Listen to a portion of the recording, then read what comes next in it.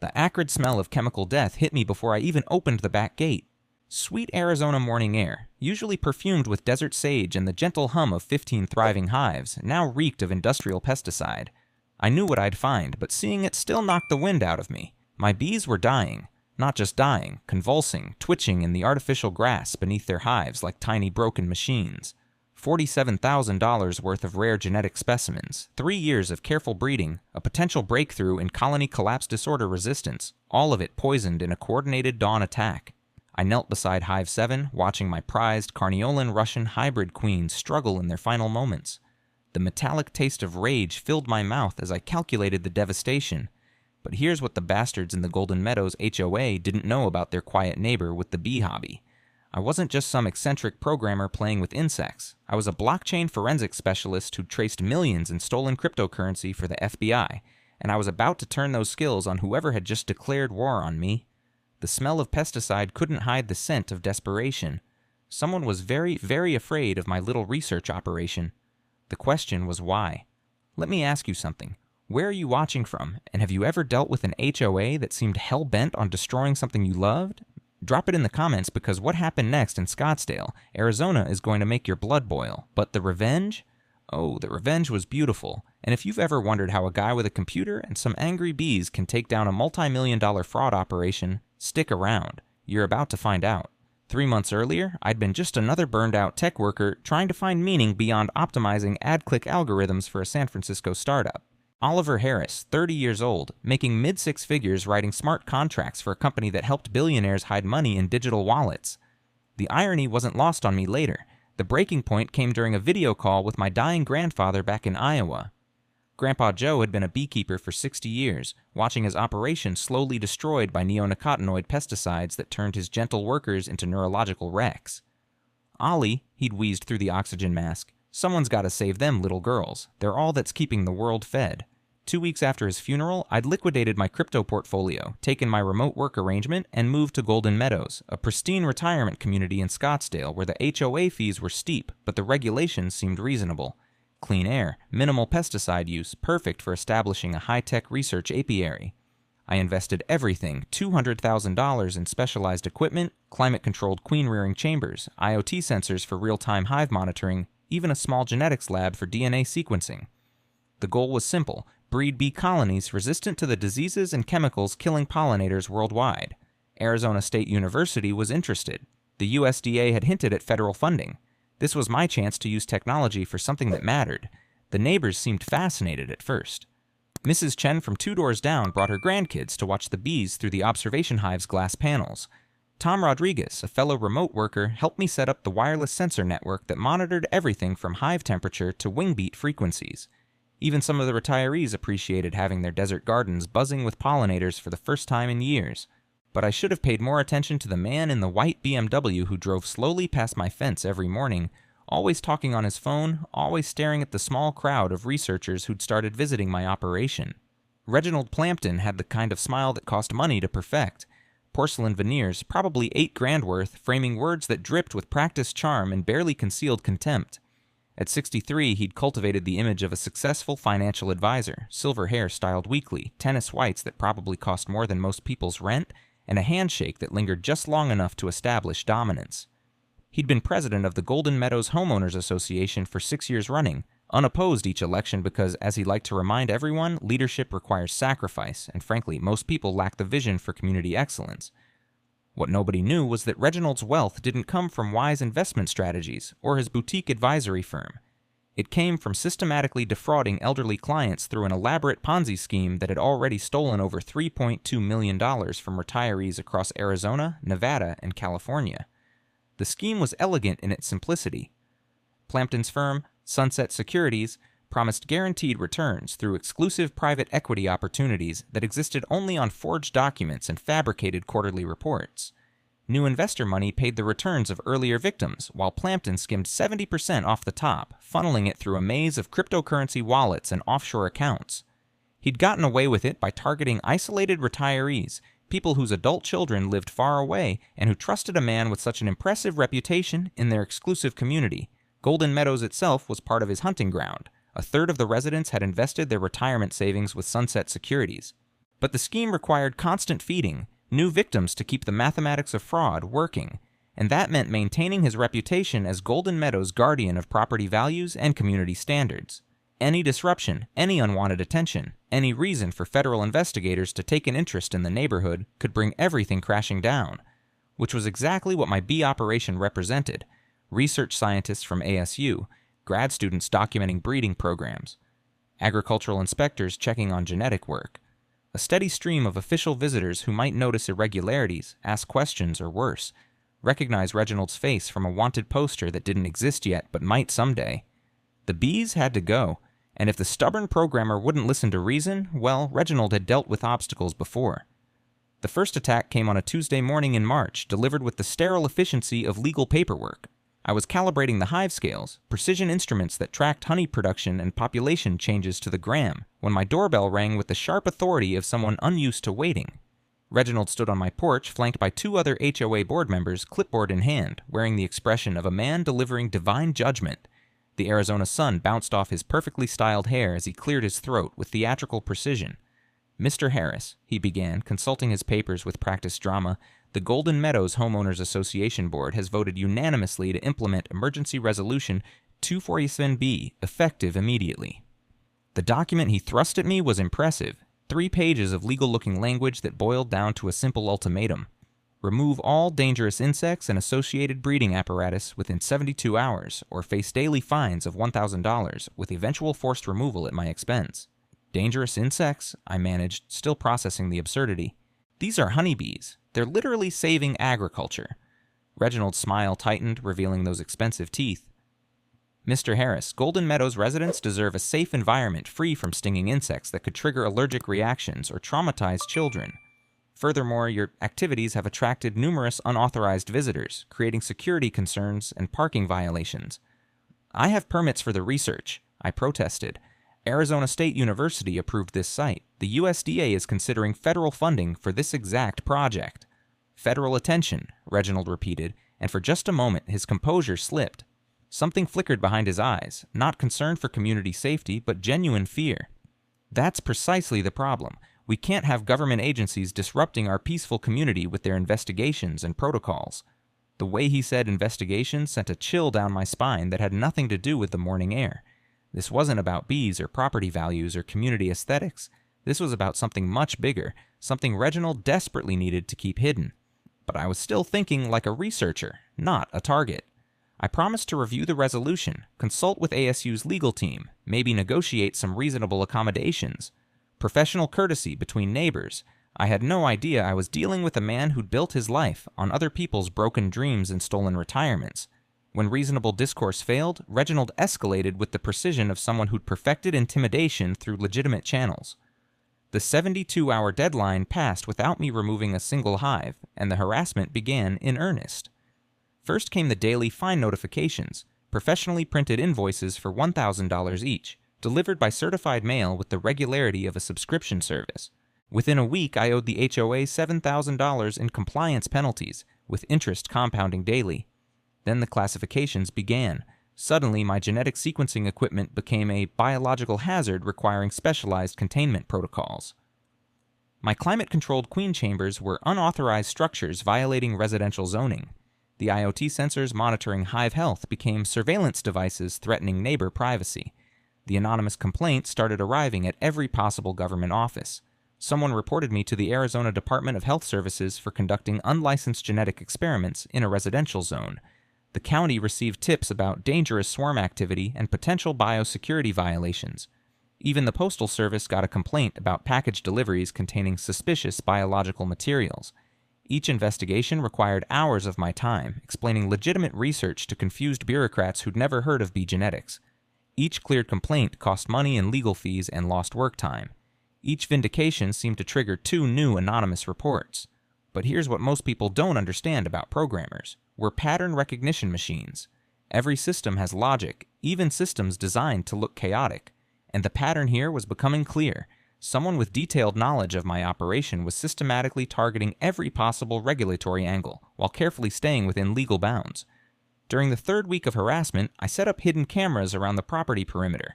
Not for the bees, for whoever was coordinating these attacks with such professional precision.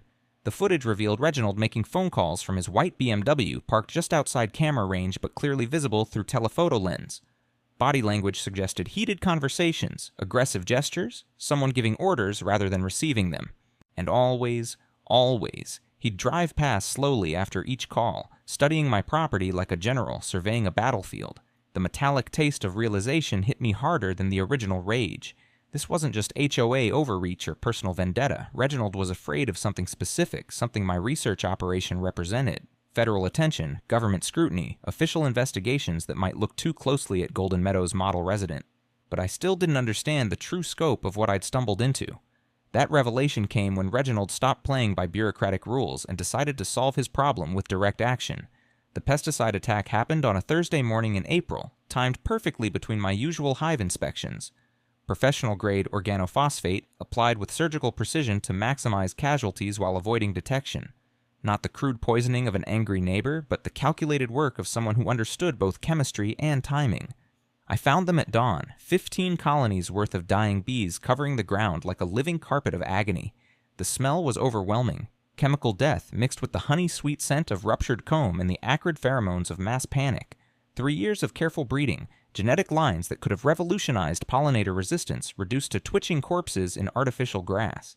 The financial loss was staggering, $47,000 in irreplaceable breeding stock, plus another $30,000 in contaminated equipment that would need complete replacement. But the scientific loss cut deeper. Genetic sequences that had taken years to stabilize, breeding combinations that might have saved commercial agriculture, all destroyed in a single coordinated strike. As I knelt among the dying colonies documenting the carnage for insurance and police reports, my phone buzzed with a text from an unknown number. Insurance doesn't cover illegal beekeeping operations. Consider this a final warning. That's when everything changed. That's when the grief and shock crystallized into something much more dangerous. The cold, calculating anger of a data forensics specialist who'd just been handed a direct threat. See, there's something most people don't know about cryptocurrency fraud investigation. It requires a very specific mindset. You have to think like both a detective and a hacker, following digital breadcrumbs through layers of obfuscation while maintaining absolute precision in evidence collection. You learn to see patterns others miss, to find connections that seem impossible, to follow money trails through systems designed to hide them. And you develop a particular hatred for people who use technology to prey on the vulnerable. As I surveyed the destruction of my life's work, surrounded by the bodies of creatures I'd spent years trying to protect, something shifted in my approach to this conflict. Reginald wanted to play hardball. He'd just challenged someone whose job was unraveling complex financial crimes using nothing but code, patience, and systematic thinking. Time to find out what Golden Meadows' model president was really afraid of. The breakthrough came from an unexpected source, my own IoT monitoring system. The sensors I'd installed to track hive health operated on a mesh network that covered most of my backyard and parts of the neighboring properties. Industrial-grade equipment designed to penetrate interference and maintain signal integrity in challenging conditions. While reviewing sensor logs from the night of the pesticide attack, looking for any digital evidence of the intrusion, I noticed something odd in the network traffic. One of the sensors had picked up encrypted data packets from an unknown device, short, regular transmissions that didn't match any of my equipment profiles. My cybersecurity background kicked in immediately. Unknown devices on a monitoring network meant potential surveillance or data compromise. I spent 2 days writing custom packet analysis software, breaking down the intercepted signals byte by byte. What I found changed everything. The encrypted transmissions were coming from a high-end cellular signal booster installed in Reginald's house, the kind used by people who needed absolutely secure communications for sensitive financial transactions.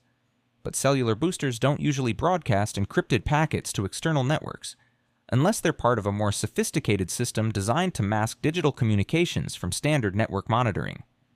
3 days of cryptographic analysis later, I'd cracked the encryption. Not military grade, financial grade, the kind used by cryptocurrency exchanges and private banking systems to protect transaction data from interception. The decrypted packets contained fragments of financial records, account numbers, transaction IDs, cryptocurrency wallet addresses, and amounts, massive amounts being moved through what appeared to be a complex network of investment accounts and digital currency exchanges. I'd accidentally intercepted part of a sophisticated financial operation, and based on the account structures and transaction patterns, it looked very much like the kind of thing the FBI paid me to investigate. But here's what really got my attention. Several of the wallet addresses in Reginald's transmissions matched patterns I'd seen before in cryptocurrency fraud cases.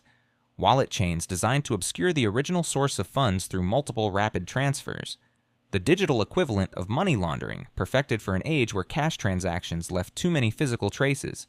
I was looking at evidence of major financial fraud, conducted by the same man who just poisoned my bees to avoid federal attention. The irony was beautiful in its completeness. Reginald had tried to destroy my research to prevent government investigators from taking too close a look at Golden Meadows. Instead, he just handed a federal cybercrime specialist direct evidence of the exact kind of operation that would bring those investigators in force. Time to dig deeper. Building a federal case requires methodical evidence collection, and 3 years of cryptocurrency forensics had taught me to be thorough. If Reginald was running a major fraud operation, the evidence would exist in digital form. Blockchain transactions are permanent, and cryptocurrency leaves tracks that traditional money laundering can't erase. I started with the wallet addresses from his intercepted transmissions, using specialized blockchain analysis software to trace transaction histories. What I found was a masterpiece of financial deception spread across multiple cryptocurrencies and dozens of interconnected accounts. The core operation was elegant. Reginald's investment firm, Sunset Securities, collected money from elderly clients for exclusive private equity opportunities. But instead of investing the funds, he converted them to cryptocurrency, fragmented them across multiple wallets, then used a complex series of automated trades to obscure the money's origin while skimming the majority for personal use. New investor funds were used to pay returns to earlier victims, the classic Ponzi structure, while the bulk of each investment was funneled through cryptocurrency exchanges, converted to privacy coins like Monero, then back to Bitcoin through mixing services, before finally landing in accounts Reginald controlled. The sophistication was impressive. This wasn't some amateur cryptocurrency scam, but a professionally designed operation that exploited the regulatory gaps between traditional finance and digital currency systems. Someone with serious technical knowledge had built this system. As I mapped the transaction network, the true scope became clear. Over $50 million had moved through the system in the past 3 years, hundreds of victims across multiple states, a federal crime that would trigger investigations from the SEC, FBI, and probably the IRS. But the smoking gun came when I cross-referenced the wallet addresses with Golden Meadows property records and HOA financial documents. Several of the Final Destination wallets had been used to purchase properties in the community, including Reginald's own house. He wasn't just stealing from random victims, he was stealing from his own neighbors, people who trusted him with their retirement savings because he lived in their exclusive community. Mrs. Patterson from 3 houses down, the Johnsons who'd bragged about their guaranteed 12% returns. Even old Mr. Chen, who'd mentioned his wonderful financial advisor, while his granddaughter played with my observation hive. Reginald hadn't just poisoned my bees, he'd been systematically destroying the financial security of every elderly resident in Golden Meadows, using his position as HOA President to identify wealthy targets and build the trust necessary for large-scale fraud. The rage I'd felt watching my colonies die was nothing compared to the cold fury that filled me as I documented victim after victim. These weren't abstract statistics, these were my neighbors, people I'd watched tend their desert gardens, people who'd welcomed me to the community and shared stories about their grandchildren. Time to coordinate some federal attention. Building relationships with federal agents takes time, but cryptocurrency forensics specialists develop contacts across multiple agencies. The FBI's Financial Crimes Unit had used my analysis on 4 major cases. The SEC's Enforcement Division knew my work on investment fraud investigations. Even the Arizona Attorney General's office had my number for complex cybercrime cases. I started with Agent Sarah Martinez at the FBI's Phoenix Field Office, someone I'd worked with on a cryptocurrency terrorism funding case the previous year. Professional relationship built on mutual respect and proven results. "Oliver," she answered on the second ring, "please tell me you're calling about legitimate consulting work and not because you've stumbled into another federal crime in your backyard." "Sarah, I need to report a multi-million-dollar investment fraud operation with interstate implications." And yes, it's literally in my backyard. 3 hours later, I was sitting in a secure conference room at the federal building, walking Martinez and 2 SEC investigators through 50 pages of blockchain analysis that documented the most comprehensive cryptocurrency Ponzi scheme any of them had ever seen. "The sophistication level suggests this isn't Plampton's first rodeo," Martinez observed, studying transaction flowcharts. "These wallet structures are textbook money laundering adapted for cryptocurrency systems. Someone taught him this, or he's done it before." "Gets better," I replied, pulling up the victim analysis. At least 40% of the identified victims are residents of the same HOA community where Plampton serves as president. He's using his position of trust to identify and recruit high-value targets. The SEC investigator whistled softly. "Elder abuse, securities fraud, wire fraud, money laundering, and cryptocurrency violations. This is going to be a career-making case for whoever prosecutes it. But here's where things got complicated. An investigation this size would take months to build properly, interviewing victims, documenting financial losses, coordinating with state regulators. Time that Reginald might use to destroy evidence, flee the country, or liquidate remaining assets. We need him to stay confident and keep operating, Martinez decided. If he realizes we're onto him, he'll disappear with whatever money he can grab. Can you maintain your cover while we build the case? I thought about my poisoned bees, my destroyed research, the elderly neighbors who had no idea their life savings were funding someone else's luxury lifestyle. Actually, I have a better idea. What if we let him think he's winning? The beauty of a proper sting operation is that the target destroys himself through overconfidence. Instead of hiding my federal evidence gathering, I decided to give Reginald exactly what he feared most, a public confrontation that would force him to reveal the full scope of his desperation. First, I filed formal complaints with every regulatory agency Reginald had sicked on me, but this time with comprehensive documentation of my legitimate research credentials and federal permits. ASU provided official letters of support. The USDA confirmed my pending grant applications. Even the Arizona Department of Agriculture wrote a letter praising my work on pollinator conservation. Then I announced my intention to rebuild the research operation on an even larger scale. 20 hives, expanded laboratory facilities, and regular hosting of federal agriculture researchers studying climate-resistant bee genetics. I posted the announcement on the Golden Meadows community Facebook page with photos of my federal permits and ASU partnership agreements. The response was exactly what I'd hoped for. Within hours, Reginald had posted a response demanding an emergency HOA meeting to address this escalating public safety crisis before federal bureaucrats transform our peaceful community into a government research facility. The meeting was scheduled for the following Thursday evening in the clubhouse, with mandatory attendance for all homeowners and an agenda focused entirely on the bee problem and its implications for property values and resident safety. Perfect. A public forum where Reginald would have to defend his position in front of the entire community, including the elderly neighbors he'd been systematically defrauding, and with FBI agents Martinez and Jackson watching from the parking lot, ready to move if things escalated beyond legal harassment. But I had one more surprise planned for Golden Meadows' model president, something he'd never see coming from the quiet programmer with the destroyed bee hobby. The Golden Meadows clubhouse held about 60 people comfortably, and that Thursday night it was packed beyond capacity. Word had spread through the retirement community about the bee controversy, and apparently controversy was what passed for entertainment, in a neighborhood where the most exciting event was usually someone's grandchildren visiting. Reginald had prepared extensively. Professional presentation setup, printed handouts listing public safety concerns and regulatory complications, even what looked like prepared statements from concerned residents, though none of the usual suspects seemed particularly concerned until he started coaching their responses. Ladies and gentlemen, he began, commanding the room with practiced authority, we face an unprecedented threat to our community's safety and property values. Mr. Harris's illegal bee operation has already attracted unwanted federal attention and regulatory scrutiny that threatens every homeowner in Golden Meadows. He clicked through slides showing enlarged photos of my research equipment, labeled with alarming terms like unlicensed genetic laboratory and uncontrolled insect breeding facility. Professional work clearly designed by someone who understood how to manipulate public perception through selective presentation of facts. Furthermore, Reginald continued, building dramatic tension, federal agricultural researchers have been conducting unannounced inspections of our community, creating security risks and potential liability issues for the HOA and all residents. Several elderly residents shifted uncomfortably. Mrs. Patterson looked confused. She'd mentioned earlier how interesting the research visitors seemed, how knowledgeable they were about desert gardening and pollinator support. But Reginald wasn't done.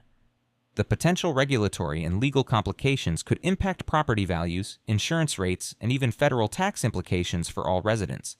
We cannot allow one individual's hobby to jeopardize the financial security of this entire community. Financial security. The phrase hit like a hammer in a room full of people whose retirement savings were already funding Reginald's lifestyle. I watched faces around the room, wondering how many of these worried homeowners were unknowingly staring at the man who'd stolen their futures. Now, Reginald announced with the satisfied smile of someone delivering a killing blow, I'd like to show you what Mr. Harris has brought to our neighborhood. He clicked to a slide showing the morning after the pesticide attack, dead bees covering my backyard, emergency vehicles, hazmat-suited investigators. The photo was taken from an elevated angle that suggested someone had climbed onto neighboring property to get the shot. This is what happens when amateur biological research goes wrong, he declared. Mass die-offs, toxic contamination, emergency response protocols. Is this the kind of disruption you want in your backyard? The The room buzzed with concerned murmurs. Several residents who'd seemed supportive earlier now looked genuinely worried. Reginald had turned my victimization into evidence of my incompetence, my loss into proof of their danger. It was a masterful manipulation, and it was exactly the kind of overreach that federal prosecutors love to present to juries. I stood up slowly, laptop bag in hand, and cleared my throat. Actually, I'd like to address a few inaccuracies in Mr. Plampton's presentation. Public speaking isn't usually a programmer's strength, but 3 years of presenting cryptocurrency forensics to federal juries had taught me how to explain complex technical information to non-technical audiences, and I'd had weeks to prepare for this exact moment. First, I began connecting my laptop to the presentation system. Let me clarify what actually happened to my research colonies. The slide that appeared showed the pesticide analysis report from the Arizona Department of Agriculture, professional, official, damning in its technical precision. The mass die-off Mr. Plampton showed you was caused by professional-grade organophosphate pesticide applied deliberately to destroy my legally permitted research. The Arizona Department of Agriculture has classified this as agricultural terrorism under State Statute 13,312. I let that sink in before clicking to the next slide. Photos of the application pattern, clearly showing systematic coverage designed to maximize casualties while avoiding detection.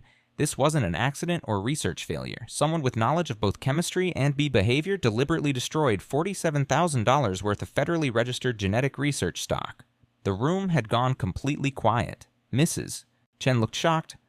Tom Rodriguez was taking notes on his phone. Even some of Reginald's usual supporters seemed disturbed by the implications. Second, I continued, let me address the federal attention concern Mr. Plampton seems so worried about. The next slide showed my official federal permits, USDA correspondence, and ASU partnership agreements.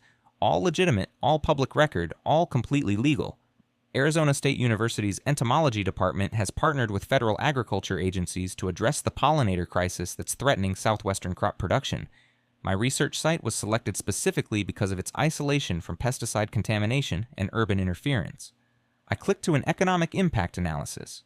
The Arizona citrus industry generates over $200 million annually and depends entirely on bee pollination. Climate change and pesticide resistance are threatening that entire agricultural sector. My research focuses on developing bee genetics that can survive in desert conditions while maintaining pollination efficiency. Now I had their attention. These weren't abstract federal bureaucrats anymore. This was their neighbors' economic future, their grandchildren's ability to buy food in 20 years. But I wasn't done yet. Which brings me to an interesting question, I said, letting my voice take on the edge I'd perfected during federal testimony. Why would someone be so afraid of federal agricultural researchers that they'd destroy legally permitted scientific research and threaten community food security? I clicked to the final slide, a simple question in large, bold text. What is Golden Meadows' HOA president trying to hide from federal investigators? The silence was deafening. 60 pairs of eyes turned toward Reginald, who had gone pale beneath his artificial tan. His mouth opened and closed soundlessly, like a fish pulled from comfortable water into hostile air.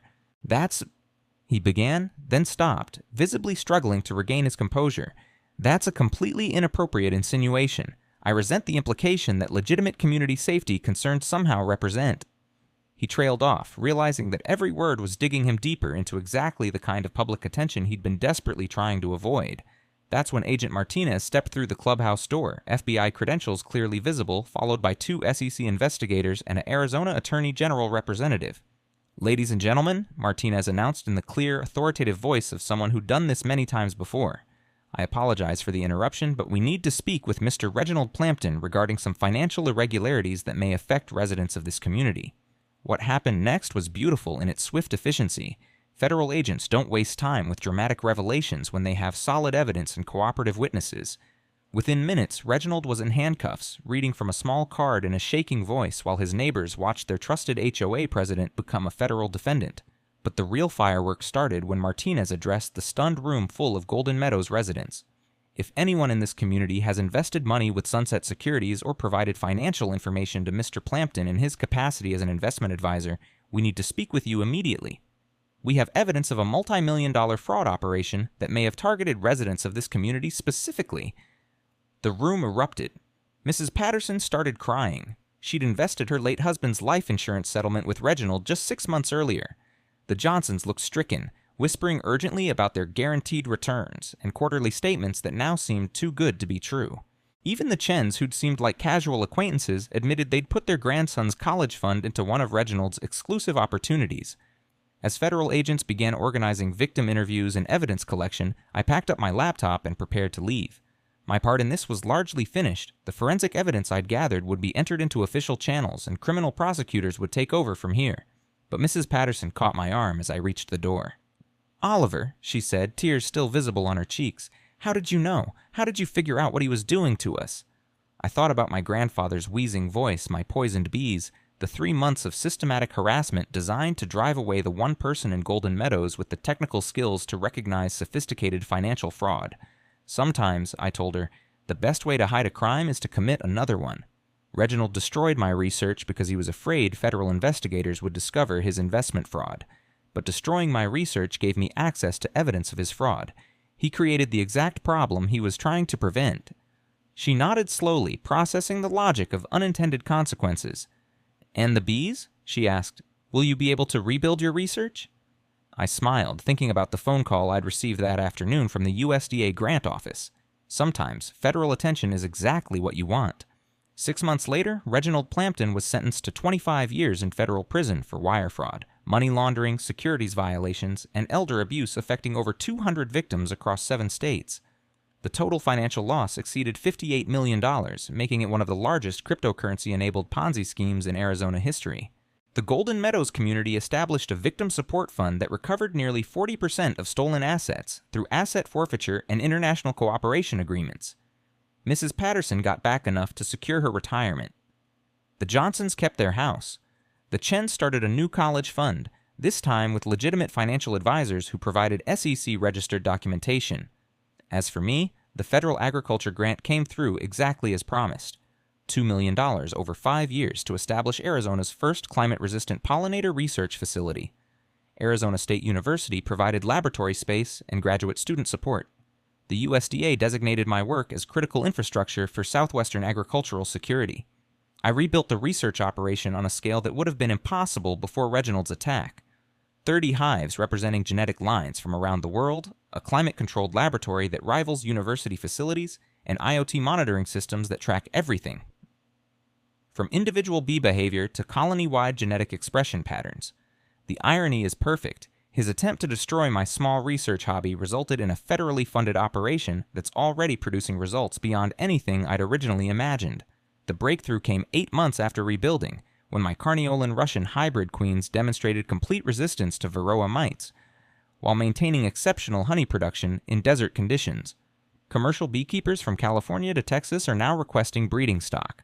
The Arizona citrus industry has committed to purchasing queen bees exclusively from climate-resistant genetic lines developed in my facility, but the real victory happened last month when Mrs. Patterson brought her great-granddaughter to watch the bees through the observation hive's glass panels. 4 years old, mesmerized by the organized chaos of 10,000 workers building their future one hexagonal cell at a time. "What do?" she asked, pressing tiny hands against the warm glass. "They save the world," Mrs. Patterson told her, looking at me with the kind of smile that makes everything worthwhile. One flower at a time. Golden Meadows has a new HOA president now, Tom Rodriguez, the guy who helped me set up the original sensor network. The first resolution he passed officially designated the community as a pollinator sanctuary, with special protections for bee research and native plant cultivation. Property values have actually increased since the designation, as environmentally conscious buyers compete for homes in Arizona's first bee-friendly HOA community. And me? I'm still that programmer with the bee hobby, except now the hobby employs 6 graduate students, publishes in peer-reviewed journals, and generates genetic lines that might literally save American agriculture from climate collapse. Reginald tried to destroy my research to avoid federal attention, and instead created exactly the kind of success story that generates federal funding for decades. Sometimes the universe has a sense of humor about justice. Now here's something most people don't know about cryptocurrency fraud investigations. They never really end. Last week, federal agents contacted me about analyzing wallet patterns in 3 other investment fraud cases, all showing similarities to Reginald's operation.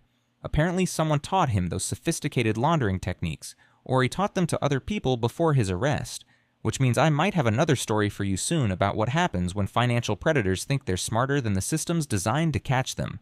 But that's for next time. For now, drop a comment about where you're watching from and whether you've ever dealt with an HOA that seemed more interested in power than community. And if you know anyone who's been targeted by investment fraud, remember, the digital age creates evidence that traditional crimes could never leave behind. Sometimes all it takes is one person with the right skills and the patience to follow the money. The bees are thriving. The research is expanding. And Reginald Plampton is learning that federal prison doesn't offer the kind of exclusive investment opportunities he used to sell. Justice, like honey, is sweeter when it's been carefully cultivated and properly aged.